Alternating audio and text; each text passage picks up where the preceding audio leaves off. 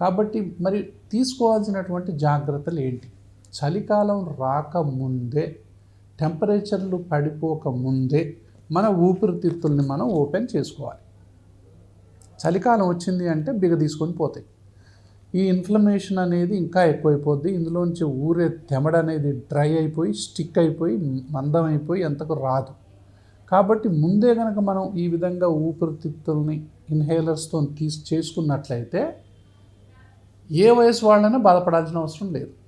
లేకపోతే ఏమంటే emergency room visits అనేవి, ఎమర్జెన్సీ అడ్మిషన్స్ అనేవి చలికాలంలో చాలా ఎక్కువ ఉండటానికి కారణం ఏంటంటే వాళ్ళు అప్పటిదాకా ప్రివెంటివ్ ట్రీట్మెంట్ తీసుకోకపోవటం. వచ్చినా చూసుకుందాంలే అంటారు.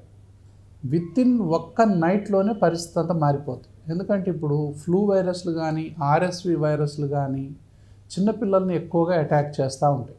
స్కూల్కి పోయినటువంటి పిల్లల్లో ఆ స్కూల్లో ఒక్కడికి ఇన్ఫ్లుయెన్జా వైరస్ ఉన్న, ఆర్ఎస్వి ఉన్న మిగతా పిల్లలందరికీ కూడా అంటుకునేటటువంటి అవకాశం ఉంటుంది. సో పిల్లలు ఎప్పుడైతే ఇంటికి వస్తారో ఇంట్లో ఉన్నటువంటి పెద్దవాళ్ళందరికీ కూడా అంటుకునే అవకాశాలు వస్తుంటాయి. కాబట్టి ఈ సీజన్లో ఫ్లూ అనేది చాలా విపరీతంగా విజృంభిస్తూ ఉంటుంది.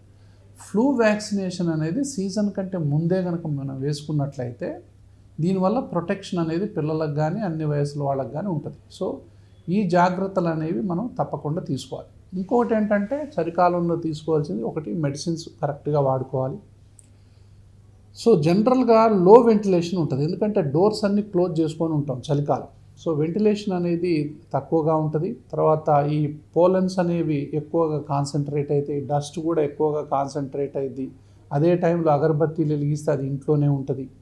ఇప్పుడు ఇంట్లో వంటింట్లో కానీ అక్కడ కానీ ఏ వాసన వచ్చినా కూడా ఇంట్లోనే తిరుగుతూ ఉంటుంది.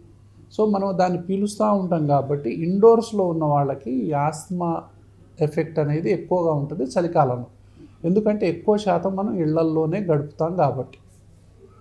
ఇది చలికాలంలో వచ్చేటటువంటి ఇదొకటి.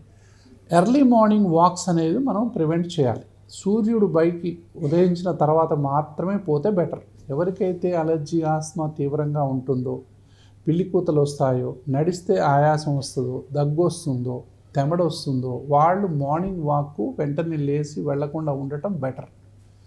సూర్యుడు ఉదయించిన తర్వాత రావటం బెటర్. తర్వాత ఇన్హేలర్స్ అనేది కరెక్ట్గా తీసుకొని అన్నీ వాడుతూ వెళ్ళినట్లయితే వాళ్ళకి అటాక్స్ రాకుండా ఉంటాయి.